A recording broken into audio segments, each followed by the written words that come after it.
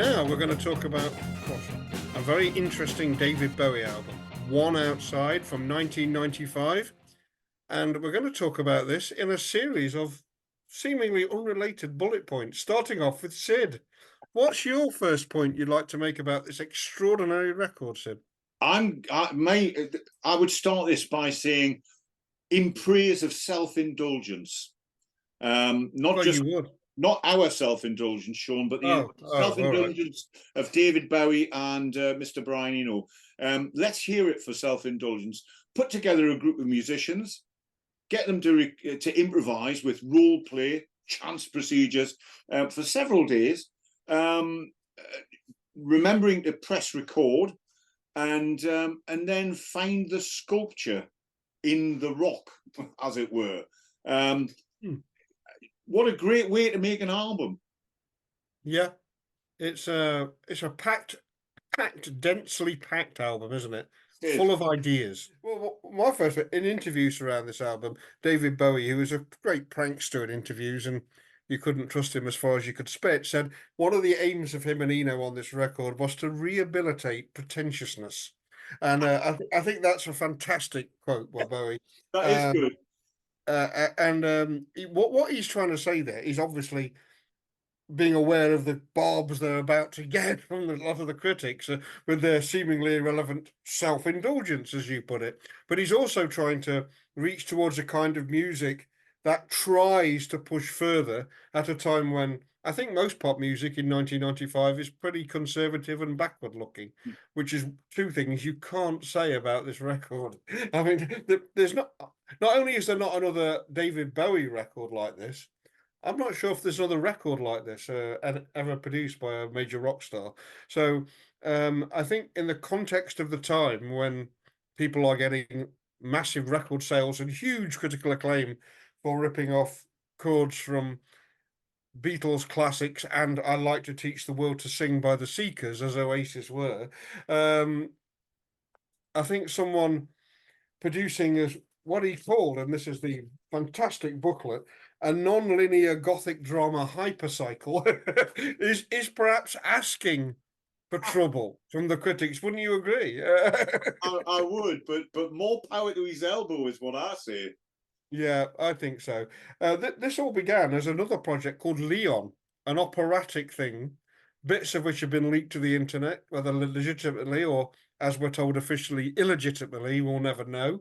I'd like one day to see a box set of that stuff. If one album calls for a super deluxe edition of all the outtakes, it's this, and there are 35 hours of music produced by the band, much of which was, that's after they've sculpted it. That's after they've selected the bits. And you've heard them as well, and I've heard them. There's three fantastic suites. One's called and there's great tunes on this record. That's one thing that people don't realise, I think. There's no big hit singles off this record, apart from Hello Space Boy, which was only a hit because the Pet Shop Boys did a version of it with Bowie's original track. But it's full of lovely, striking tunes. And there's a lot of lovely, striking tunes in those outtakes. And you can see how creative Bowie is, both verbally and musically on those sessions. At one point, he creates a word. He says Ramona A. Stone in one of his monologues was, let me get this right, a syllabable, a syllabable, that's right, someone who eats their own words. And he's having an enormous amount of fun on this on these sessions. When the band first turned up, he was just in his painting clothes, and he just drew them and painted them while they all wandered around trying to play bits and bobs. And then he slowly started to give them instructions. And Eno's there all the time, of course, who had not worked with him since 1979. It's about 15 years, more or less, since they'd last worked together, and they've not seen each other for a long time until they met at Bowie's wedding. And Eno is crucial to this record because I don't think he produces all the ideas. In Low, I think most of those ideas are David Bowie's, but the presence and participation of Eno allows something about Bowie's creativity to escape, I think, is the way to look at it. Well, I think you mentioned obviously the pivotal role that Eno plays. I think when I was thinking about this album, I picked up my rather battered box of Oblique Strategies that I bought in 1979, apparently. And I came up with... Strangely, that was the last time Bowie and Eno worked together before this album, 1979. It's almost as if. So I picked at random 5 cards. I don't know why 5, but I did. And the cards that I got in sequence, which you can't read, was Listen to the Quiet Voice. And all of these cards, just which I picked up randomly this morning, they all apply to this album. So Listen to the Quiet Voice, you know, in other words, be an artist, follow your own instincts, follow your own and absolutely that's what Bowie's doing here, and obviously as well. There's another great Oblique Strategy which came up in the 5, and these were in sequence. You just have to believe me, I've done no editing to this whatsoever. I didn't like put one back and pick another. The next one that came up was Not Building a Wall but Making a Brick, and there he is creating, or there they are creating new foundations, building new structures for ideas. The next card was Turn It Upside Down, and you turn the whole edifice of songwriting upside down, going off in a different direction, actually going off in many different directions. That's one thing you can say about this album. It goes all over the place. There's another, the penultimate Oblique Strategy here was Discard an Axiom. And I like that because what Bowie does with this album, he's famous for reinventing his career, discarding kind of old certainties and ways of working, and that's very much what this album's about. And the final one, I swear I didn't make this up or choose it. The final one was Abandon Normal Instruments, and if ever a kind of a card applies to this album, it's that. And it's also about Bowie itself. Don't be who you usually are, but more importantly, don't be who they think you should be. Yes. Be your own person. I mean, Bowie is nothing if not his own person, and he famously kind of goes his own way. But with this album, perhaps more than many of them in his career, this album. Listen to the Quiet Voice, Not Building a Wall but Making a Brick, turning things upside down, discarding old ways of working, and abandon normal instrumentation. That's a great kind of potpourri of ideas right there. Yeah, and I'm just abandoning one of my bullet points now in response to you. I'm going to talk about, neither of us have really talked about the sound of this record, and the sound of this record is really unusual, isn't it? It's got massive electronics, but huge use of Mike Garson's acoustic piano, which we'll come back to later. And it's got very harsh guitars. It's got electronic coldness. It's got glorious tunes. And it's got these little character vignettes where Bowie adopts the voice of 4 or 5 characters. He said by the end of it, he was going to do at least 5 albums of this, and by the end of the millennium, there'd be at least 22 to 25 characters. It would be, he said, like a rock and roll Nicholas Nickleby. And I've got very little belief he ever intended to do that. The idea was to have Robert Wilson do the operatic version of Berlin on the turn of the century. No way was that ever going to happen. And but the fact, when I first got this record, and I bought this record, this is my original copy somewhere down here. This is my original CD version in the original card sleeve. This is the 1995 original. I loved it, but I was a bit confused by all these bloody character voices, and now I love them. I think they're an essential part of the atmosphere of the piece, because this is astonishingly creative. It's magnificently progressive record in the true sense of the word, but it's also often a very funny record. And Yeah, I think, you know, and the outtakes as well. He's hilarious. He's just hilarious, Bowie. And to hear him do everything from a murdered very young girl to this ancient guy called Algeria Touch Shriek, you know,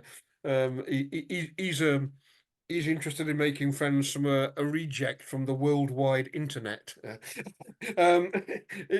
It's a weird. It is self-indulgent, as you say, but it's fascinating. It's someone taking the possibilities of popular music and running with it in a way that so few artists ever do, yeah. and doing it with magnificent results. Um, I, pe- I'd love to hear more of the outtakes. I'd love to hear Leon as it was intended, but you know what? I'm really satisfied with 1.Outside, and if that's all we ever get, I think it's a sufficient achievement on its own to be one of the most significant achievements in the discography of a bloke who's got many significant achievements in his discography. I, Um, so I, yeah, I sort of pick up on your point there about the range of the album. I think for me, the album's kind of the word you used was density, I think, and it is that, it's incredibly dense, but it's also incredibly fearless. I love the yeah, way the album kind of doesn't really make apart from perhaps one point. It doesn't make any real concessions. These are powerful songs, and it's their austerity, the austerity of much of the sound, and also there's a kind of a lack of, there's no vulnerability in it at all. yeah, no, Um, and those elements, that austerity and that lack of vulnerability, they're very key to the sort of whole notion of this kind of dark charisma that the album has for me. I mean, it is a dark album. There are points where I think we both know where we have a wry smile, because we're aware of Bowie indulging certain kind of fantasies, as it were. But man, this is a heavy album, and the overall texture of the album, the text and the subtext and the overlapping storytelling, especially on the instrumental side, but also the vocal side, as you've said. I found a quote from Bowie at the time of the release, and for me it sums it up. It's accessibility is not its keynote, said David Bowie. and boiled down to its essence, you know, it's about mystery and imagination, yeah, and how artists play with that, and I love the way it plays fast and loose with songwriting, and kind of just keeps asking the question. I can imagine them in the studio, what if, bear what with if me, what if, yeah, there's so many funny stories. Of course, like all the Berlin albums, which are regarded by the critical community and a lot of the fans as all very serious, they had a hilarious time making those records because they were enjoying themselves. And I think the same's true here. Everyone but Erdal Kizilkay, who's the bass player, he hated it. yeah, Uh, this is the second to last album Carlos Alomar plays on as well, because he was completely baffled by what was going on. Whereas people like Sterling Campbell, Mike Goss, and Reeves Gabrels generally loved the experience of playing on this record and thought it was really creative. They thought they were their imaginations were being released in a way they'd never been released before on this record. yeah, Um, and some of the things that don't come off even for Bowie, that track "We Prick You," which I think is an extraordinary track. I remember him doing an interview on the radio at the time of this album's release, and that he was talking very much the way you describe about the album in his usual, very confident way. And the Radio 1 DJ said, "Any track you'd like us to play first off the record?" And he goes, "Yeah, play We Prick You." And the guy says, "Why have you chosen that one?" And Bowie just said, "Because it's completely dotty." Which, and I just burst out laughing when he said that. But on that record, there's a voice going, "Please show respect, even if you disagree." A sentiment which we can probably agree with nowadays more than ever. And he wanted Camille Paglia to do that. Really? So he rings up Camille Paglia, leaves a message on her answer phone, gets no reply, rings her up again, and she answers the phone, but she just can't believe David Bowie's ringing her. So she thinks it's some kind of prankster, and he's going, no, this is David Bowie. I'm speaking to you. I'd like you just to record a phrase. No, I don't know who you are. And he couldn't convince her he was David Bowie, so he did the voice. So that voice is him going, "You show respect." That's his impression of Camille Paglia. Wow.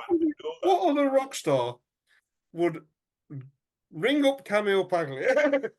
Yeah. And then when he can't get her to believe it's him because he's so famous, and she doesn't believe David Bowie's ringing her up, she thinks it's somebody trolling or spoofing her, or it's some radio show or something. You can't get her to believe it's him. You know what? I'll do it. I'll do the impression of Camille Paglia. It's astonishing, isn't it? I mean, that. It is. The other thing I want to quickly mention is, even though this went on for about a year, there's a load of jams at the beginning. There's a load of separate mixing and consideration by Bowie in Switzerland and in a studio in Kilburn, which you might come to. In between, then towards the end, he couldn't get anyone to release Leon. Even David Bowie couldn't get anyone to release it. So he goes to New York and they record some more songs, some more formal songs. Although they're all pretty creatively different songs and all excellent, I think, those songs. Even though it's a long, drawn out progress, there's a couple of examples of Bowie's incredible speed of ideas. One is a track. Eno went home one night to his hotel when they were in Switzerland and just took his, was it briefcase or suitcase synthesizer with him and worked out a 3 or 4 minute backing track. I don't know if he did that on Bowie's instructions, but Bowie told him, "I'll bring in a synth thing tomorrow and do it overnight. We'll see how it goes." It could have been, or he could have just come up with it on his own steam. He brings it in the next day. He plays it to Bowie. Bowie listens to it all the way through. Bowie adds some synthesizer chords to it. He sits down with a legal pad, writes, keys and a top line melody and some words, and then does two voices, there's two sets of vocals, one for the chorus, one for the vocals. And Eno remembers him saying, "I want to be a bit more expressive in the verses. Do you think he'd sing it like this?" He being David Bowie. "Or do you think he'd be even more histrionic?" he said to him at one point. and Eno's just sitting there laughing, and he did the vocal. And after another hour's work, after he played it to Bowie, they got the track "No Control." That there's only those two on that. Another track on the album, Bowie didn't turn up one day. This is a tactic. He often doesn't turn up, so the others do see what the others do when he's not there, and then he'll come and transform it. This is one of his favourite things to do. But he didn't tell Eno he wasn't going to turn up. So Eno's there with Carlos Alomar and a drummer, Joey Barron, who did a lot of the later drumming on the album after Sterling Campbell had done his stuff. So a bit agitated and a bit worried that Bowie's not there. Eno just gets he gets a few chords. Let's jam around these chords. And they spend an hour or two and they do a backing track. 2 days later, Bowie comes in the next day as normal, as if nothing's happened. The day after, in a spare moment, Eno played him the backing track, which they called Trio, because there was 3 of them on it. And Bowie listened to it. I did the same thing again, sketched out a top melody, sketched out some words, and half an hour later, which Eno said, I couldn't believe what he did. He went in the studio, and when he came out half an hour later, they got the finished track of "I Have Not Been to Oxford Town." This is incredible concentration from someone who is really on a creative high here. He's genuinely on it. He's genuinely enjoying the process of not having to think about record companies. He's not got a record deal when they're making this record. Yeah. This is his attempt to get a record deal back in this record. And he's just decided, I'm a happily married man. I'm happy. Let's get Brian in. Let's do what we want to do. Yeah, And you definitely get a sense of that sort of yeah, like I said earlier, following their own following the process wherever it led them to. For me, there's a secret weapon oh yeah, on Outside, which you've already alluded to, and for me, that secret weapon is Mike Garson. oh yeah, I think his work on the album is astonishing. You've got romantic flourishes, you've got attack chords, you've got sort of atonal things going on, gothic swells. The standard tracks. I mean, I love the Heart's Filthy Lesson generally, but Mike Garson's work on that is amazing, and even that mad little like kind of pixelated arpeggio on Hello Space Boy, which sounds to me like it's piano but processed. yes, it's yeah. Although it could be something else, but it sounds like Mike Garson. So Mike Garson's for me is the sort of secret weapon, the sort of the quiet hero of the album. Whenever Mike Garson appears on that record, you sit up and take notice. The sun comes out whenever he appears. This is Mike Garson's favorite Bowie album, and he thought, not just for his contribution, which he thought was bigger than any of the other records. He just loved the sound of it. He loved the attitude of it. He loved working with Eno, and he always loved working with Bowie.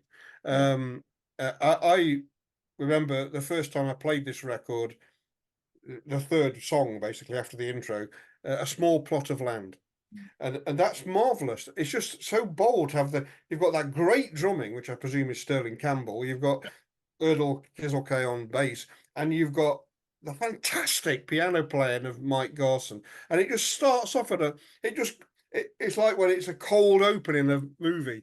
They start off and they're already off, you know what I mean? And it's also got a great guitar solo later on by Reeves Gabrels. Everybody plays brilliantly on it. They're really enjoying it. And that Small Plot of Land was one of the original Leon pieces. It came about, and I've got on my list of top Mike Garson moments. I've got A Small Plot of Land. And you mentioned Reeves Gabrel's work on the album, and deservedly so. It's great stuff. But I can't help but in me head, I always think this is one of Robert Fripp's greatest collaborations with David Bowie, notwithstanding Scary Monsters. Tragically, of course, as we know, Robert Fripp isn't on the album, but there's something about the guitar. There's something about the guitar playing that sounds very, very Robert Frippish. That's a good thing in my book. Wanted Fripp on the album. Suggested him, but I think Reeves Gabrels, they've done Tin Machine. He's in the band now for several more years after that. He's the guitar guy. And, he absolutely deserves to be there for sure. Yeah. And his work on the album on Outside is great. As I said, I hear a bit of Fripp in it, but that sounds like a bit of a disservice to Reeves Gabrel. So, apologies, Reeves, if you ever see it, which you won't. Overall, the story is not really a story. There's not really a plot in this. I think we mentioned before we started recording, in the immediate year or two before starting work on this, both Eno and Bowie had produced CD-ROMs, which were then quite a new thing. Eno had done a thing called Head Candy, which Fripp is on, and Bowie had done a thing called Jump, which were meant to be interactive ways of approaching music. Shortly after releasing those CD-ROMs, both of them became dissatisfied with them. On the Leon thing, there's a whole description of a so-called, in a professorial voice, Bowie raving about the CD-ROM we're apparently listening to at that moment. And then a rock critic comes on in a slightly more stupid voice, and he's using all words wrongly in strategic places, and it's a well-known addition to the canon, he says. Things like that, and it's obviously a bit of to rock critics generally, but they wanted to produce an immersive world in which the listener could supply the missing gaps. So you have Bowie says this album isn't about emotion, it's all information. The words are all information. The story is all information. You're dazzled and drowned in this information, both musically and verbal information, but there's still something missing. And what's missing is, who are these characters? What's happening in the story? And that's a way of getting you to fill in the missing pieces in your own mind. Yeah. So you become immersed in it and involved in it despite yourself. Meanwhile, while you're trying to work out what's going on, you're hearing these amazing tunes, which once they've got you, don't let go. Yeah. I mean, there's so many wonderful, wonderful tracks on this. If you had to boil it down to one or two tracks that knock you out, what would those tracks be? Small Plot of Land is one of them. No Control actually is an astonishing vocal by Bowie, particularly. It's a very simple backing track, but the way he builds up that melody over it, that and he uses his favorite phrase, bloody robes, in it, which he uses in about 5 songs. And I also love We Prick You, and I love the ridiculously titled The Voyeur of Utter Destruction, brackets as beauty, close brackets, which he's really pushing it with that title, and he's doing so quite knowingly. So that's got you talk about Fripp, that's got very frippy guitar on it. That's got very picking Fripp guitar. Yeah, very much so. So that's about 5 songs, in fact. Yeah, well, there's so many great tracks. I can barely pick one. The track, I would agree with a couple of those choices. The track actually that disappoints, well, it doesn't disappoint me, but the track I have a bit of trouble with, but only a nanosecond of trouble with, is actually "Strangers When We Meet," which I presume is one of the songs that they they had to put a few kind of more conventional songs on the album, because that's what it sounds like. It sounds like a standard Bowie song that's kind of been shoehorned in. And it's a perfectly nice song, but it does when is it the last track? I think it's the last track. Yes, the closing track. And it sort of slightly undercuts that ending for me, but otherwise, it's David Bowie, so I'm prepared to give him a pass on that one. Well, Strangers When We Meet is present on another totally different version on Brother of Suburbia. It's a song rerun from that album, and I think it's obviously his attempt. It was released as a single later on, although to say he's trying to make things more commercial, his first single was Heart's Filthy Lesson. So that's a great song. That might be the track I would pick.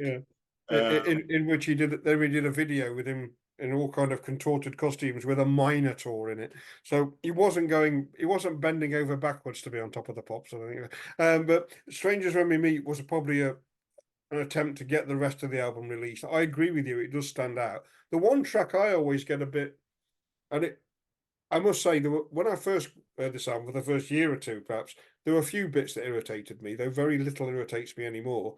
But I have a bit of a problem with the track Wishful Beginnings.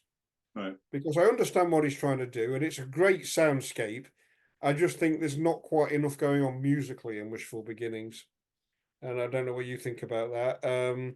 It's got some great moments, but it's the one, if I had to get rid of a track, and if I didn't, I wouldn't get rid of any of them.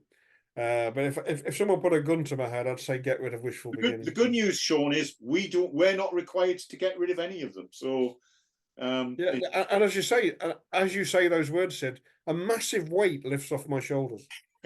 It's remarkable you've relieved me in such a way there. Yeah, thank you very much. I would pick in the closing seconds of this, I would probably rate Outside as possibly my favorite David Bowie album. It runs a close thing with Scary Monsters, which for obvious reasons, because I love what Robert Fripp does on that album. But I think this is the one for me, the one David Bowie album I would take to the desert island. Yeah, I don't know if it's his best album, but it's my favorite. Oh, is it really? Yeah, it is my favourite. I mean, that doesn't mean it's the best. It's just my Oh, personal favourite. It's the one I turn to. yeah, What's some David? Oh, I know what I put on, and it's usually Outside. I love other albums. I love Black Star. I love Low. yeah, yeah. Me too. I I like both of those. yeah, I love Hunky Dory. I love um well, I love Diamond Dogs actually, and I love Station to Station. I think they're all classic albums. I think Scary Monsters is a classic album, and as you say, it's got a collection of brilliant songs, and Fripp sounds as good as he's ever sounded on it. You know, he just sounds astonishing on it, and to say it was done so quickly in Yeah, response to that material is remarkable. There's so many remarkable things about Scary Monsters, and I love them all, but this is my favourite. It yeah. was a big thing for 5 minutes, but no one bought them. And of course, at the time, you know, Apple Mac computers were relatively new. Yeah, Email was relatively new.